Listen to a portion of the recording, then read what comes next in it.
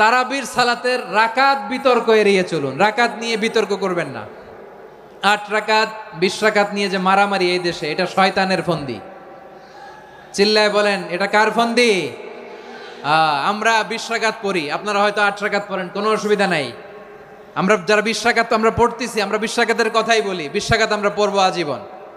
Saudi আরবে মক্কা মদিনায় 20 রাকাত পড়ে, কোনো অসুবিধা নাই। অন্যান্য মসজিদগুলো 8 রাকাত পড়ে, এই নিয়ে এদের মধ্যে মারামারি আছে? হ্যাঁ, আর এই জন্য রাকাত বিতর্ক এড়িয়ে চলবেন। প্রিয় ভাইয়েরা, আপনার আমল আল্লাহর কাছে কবুল হবে সংখ্যার বিচারে না উত্তমতার বিচারে? বলেন তো, সংখ্যার বিচারে না উত্তমতার বিচারে? উত্তমতার বিচারে। কত চমৎকার ভাবে আপনি আল্লাহর সামনে দাঁড়াতে পারছেন এটা বিবেচ্য। রুকু সেজদাগুলো সুন্দরভাবে করবেন। রুকু থেকে সোজা হয়ে দাঁড়ানো ওয়াজিব, 2 সেজদার মাঝখানে সোজা হয়ে বসা ওয়াজিব। এই তা'দিলুল আরকান বাদ দিলে হানাফি মাযহাব মতে সৌ সেজদা দিতে হবে, অন্য মাযহাব মতে নামাজই হবে না, আপনি নামাজই হবে না। এই জন্য ধীরস্থির ভাবে তারাবির সালাত যেন আমরা আদায় করি। পারা যাবে তো ইনশাআল্লাহ? 3 নাম্বার, তাহাজ্জুদের সালাত আদায় করুন। বছরের অন্য সময় উঠতে পারি না, অনেকে বলে হুজুর উঠতে পারি না, কিন্তু রমাদানে সাহারি খাওয়ার জন্য তো উঠাই লাগে। কি বলেন, সাহারি খান আপনারা? হ্যাঁ, খান না? খান কে কে দেখি তো? মাশাআল্লাহ মাশাআল্লাহ। এই সুন্নত পালনের জন্য 1 নাম্বার। মাশাআল্লাহ, ঠিক আছে, পালন করবেন। আল্লাহর হাবিব বলেন, তাসাহারু ফা ইন্না ফিস সাহুরি বারাকা, তোমরা সাহারি খেও, কেননা সাহারির ভেতরে বরকত ঢুকায় দিয়েছে কে? একটা খেজুর, 1 গ্লাস পানি খেলেও সারা দিন আপনাকে তরতাজা রাখে কে?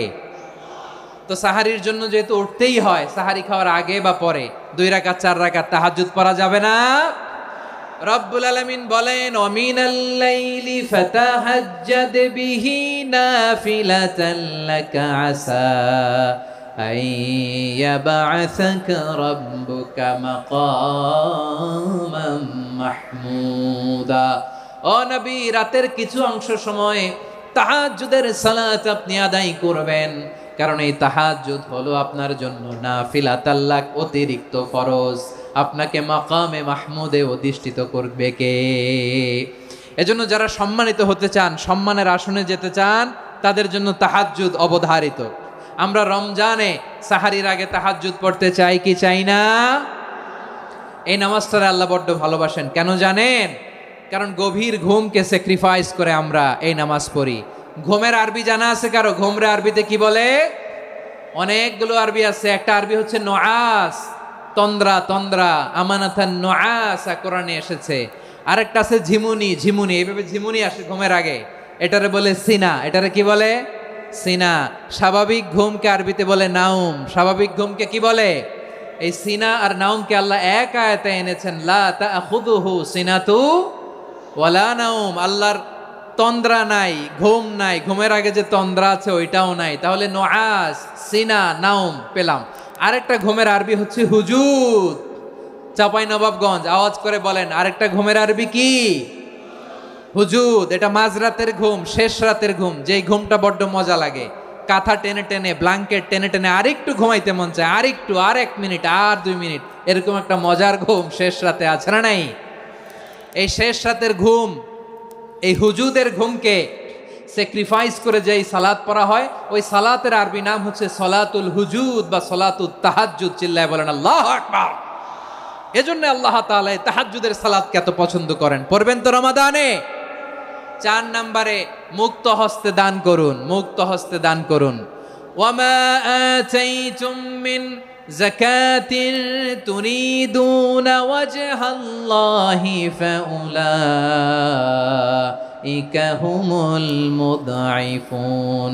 তোমরা মনে করো না যাকাত দিলে তোমাদের সম্পদ কমে যায়, এটা ভেবো না। বরং তোমরা আল্লাহর খুশির জন্য যে যাকাত দাও, তারপরে তোমার যে সম্পদ থাকে ওই সম্পদের মধ্যে প্রবৃদ্ধি দান করে কে? আপনি মনে করছেন দিলে কমে? চাঁপাইনবাবগঞ্জের ভাইয়ের আওয়াজ করে বলেন, দান করলে কি সম্পদ কমে নাকি বাড়ে? আওয়াজ করে বলেন, কমে না বাড়ে? বাড়ে। যেটা দান করেন, কামাসালি হাব্বা আম্বাতাত সাবআ সানাবিলা ফি কুল্লি সুম্বুলাতিন মিয়াতি হাব্বা।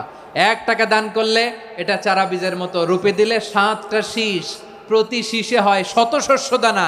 আল্লাহ যারে চায় এরকম বাড়ায় দেয়, প্রবৃদ্ধি দেয়। সুবহানাল্লাহ। এজন্য মুক্ত হস্তে দান করতে রাজি আছেন?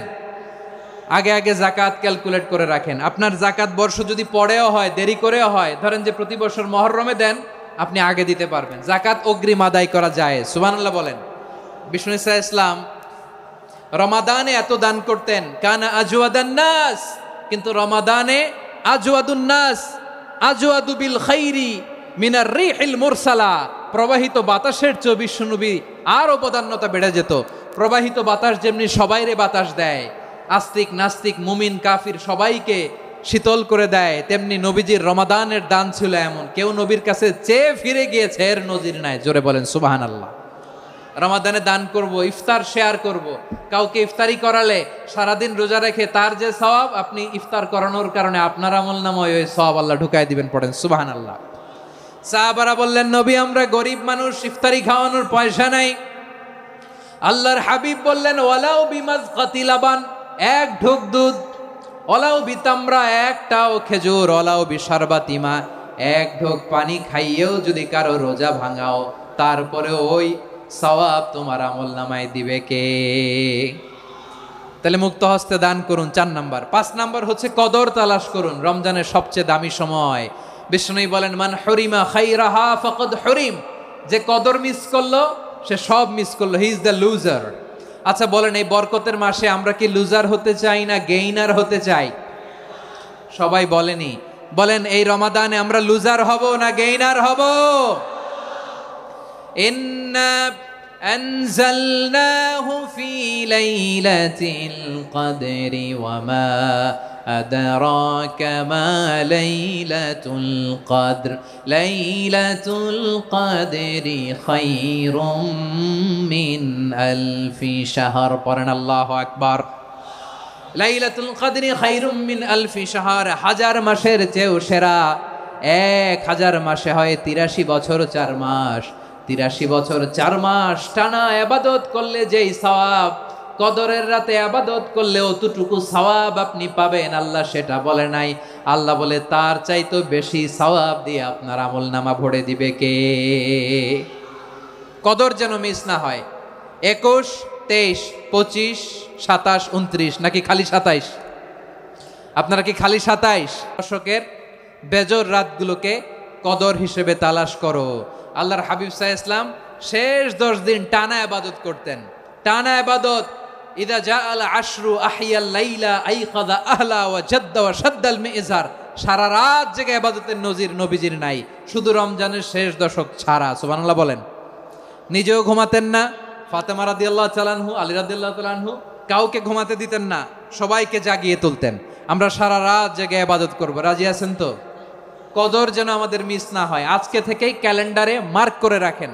সব কাজ পেছনে ফেলে, সব ব্যস্ততাকে পেছনে ফেলে ইবাদতের জন্য আমরা প্রস্তুত থাকবো কদরের রাতে। কোনোভাবে কদর যেন আমাদের মিস না হয়, ইনশাআল্লাহ। বলেন তো সবাই।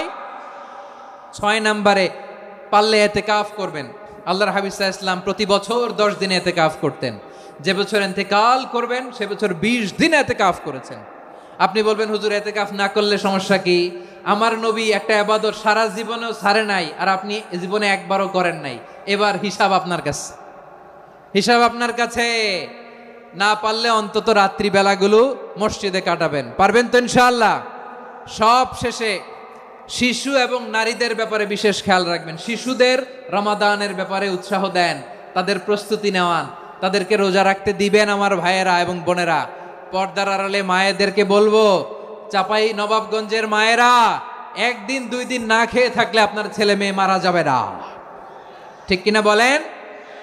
ওদেরকে উৎসাহিত করেন। ওদের ছোট্ট যারা রাখতে দেন, বলেন যে বাবা সকাল থেকে দুপুর পর্যন্ত না খেয়ে থাকলে তোমার অর্ধেক রোজা। এরকম 2 দিন অর্ধেক মিলে তোমার 1 রোজা। এরকম আমি কত রোজা রাখছি ছোটবেলায়, কোনো হিসাবই নাই। আমার দাদি বলতো সকাল থেকে না খেয়ে দুপুর 12টা পর্যন্ত রাখলে নাকি অর্ধেক হয়, এরপরের দিন অর্ধেক, 2 অর্ধেক মিলে 1 রোজা। এটা তো আসলে রোজা হয় না, কিন্তু তাকে উৎসাহ দেয়া।